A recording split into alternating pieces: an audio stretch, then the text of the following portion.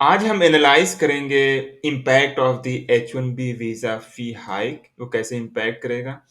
इस पे हम 3 टॉपिक पे बात करेंगे, कैसे इम्पैक्ट करता है हायरिंग को, कैसे ये कर सकता है सैलरी को और ले-ऑफ्स को। तो चलिए शुरू करते हैं। तो जिनको नहीं मालूम है उनके लिए हम बता दें कि जो H-1B वीज़ा होता है, वो फॉरेन नेशनल्स के लिए होता है जिन्हें यूएस में जॉब करना है। तो अगर आप किसी और कंट्री में हैं, अगर आपको यूएस में जॉब करना है, तो आपको H-1B वीज़ा चाहिए होता है, ठीक है? आज हम इसलिए इस पे बात कर रहे हैं कि जो इसकी फीस होती थी, वो बढ़ा के कर दी गई है $100K, ठीक है? तो 100K का मतलब हो गया, अगर आप आईएनआर में बात करें, तो ये हो गया 88 लाख और ये पहले हुआ करती थी 5 लाख। तो ये 5 लाख से बढ़ के हो गई 88 लाख। तो ये बहुत बड़ा इंक्रीमेंट हो गया ना? 5 लाख कहाँ और कहाँ 88 लाख। तो अब जब इतना फीस बढ़ी हुई है तो ये कहीं न कहीं इम्पैक्ट करेगी। तो उसी को हम आज एनालाइज़ करेंगे कैसे इम्पैक्ट करेगा।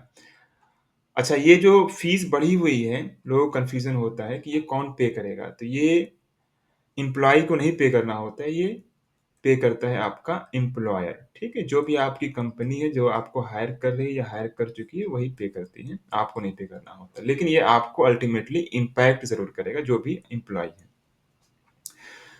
तो चलिए शुरू करते हैं कि हायरिंग को कैसे इम्पैक्ट करेगा, ठीक है? अच्छा देखो, जब कोई भी कंपनी इतना बड़ा वीज़ा फ़ी पे करेगी, तो वो हर किसी को तो हायर करेगी नहीं, ज़ाहिर-सी बात है। तो वो क्या करेगी कि जो भी हाइली स्किल्ड प्रोफ़ेशनल्स हैं, जिसके पास अच्छा एक्सपीरियंस है, वो उन्हीं को ही हायर करेंगी, ठीक है? तो इसका एक पॉज़िटिव ये है कंपनी के लिए कि जो हायर करेंगी, वो हाइली स्किल्ड प्रोफ़ेशनल्स को हायर करेंगी। नेगेटिव ये होगा इसका कि जब चूँकि हाइली स्किल्ड को ही हायर किया जा रहा है, तो जो लो स्किल है या जिसके पास बहुत मॉडरेट स्किल है, उनकी हायरिंग कम हो जाएगी।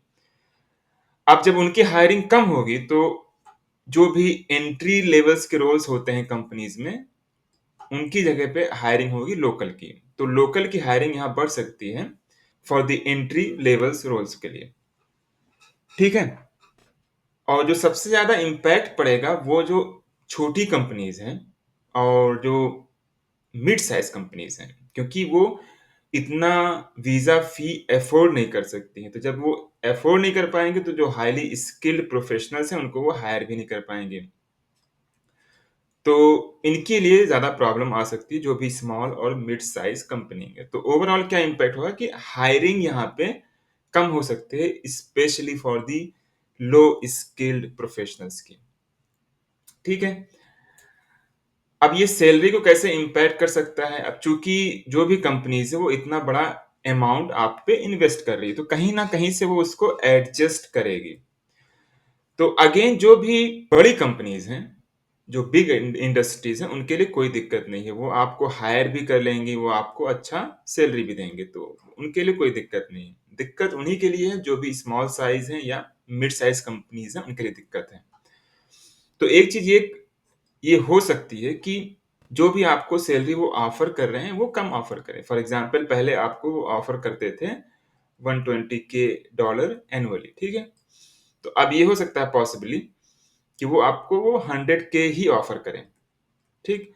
तो इससे क्या होगा कि जो 20K होगा वो एनुअली वो सेव कर सकते हैं। तो अगर 1 साल में वो 20 कर रहे हैं, तो 3 साल में 60K सेव कर सकते हैं। तो इस तरह से वो अपना कॉस्ट मैनेजमेंट कर सकते हैं।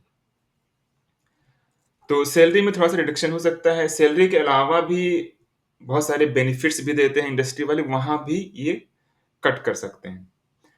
अब जब आपकी सैलरी कम होगी, जो भी वीज़ा पे हैं, तो अगर आप कंपेयर करेंगे जो एक एम्प्लॉयी जो लोकल है, जो वहीं का सिटीज़न है, उसके वेज में और आपके वेज में डिफ़रेंस आएगा क्योंकि आपकी सैलरी कम होगी और वही सेम रोल के लिए उसकी सैलरी एक जो नॉर्मल सैलरी होती है, उसको मिल रही है।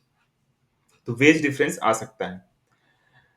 अच्छा, जो नए बच्चे अब पढ़ के आ रहे हैं, जिन्होंने अपनी प्रोफ़ेशनल डिग्री कंप्लीट की है, जो भी डिग्री उन्होंने की है, डिग्री करने के बाद अगर उनको उस लेवल की जॉब या उस सैलरी वाली जॉब नहीं मिलेगी, तो उनके लिए डिस्करेजमेंट है क्योंकि उन्होंने अपनी पढ़ाई पे अच्छा खासा मनी इन्वेस्ट किया होता है। तो अगर वो मनी नहीं निकलेगा तो फिर उनके लिए ये एक डिस्करेजमेंट होगा, तो वो इससे पीछे भी हट सकते हैं। अच्छा, अब ये ले-ऑफ्स को कैसे इम्पैक्ट करेगा?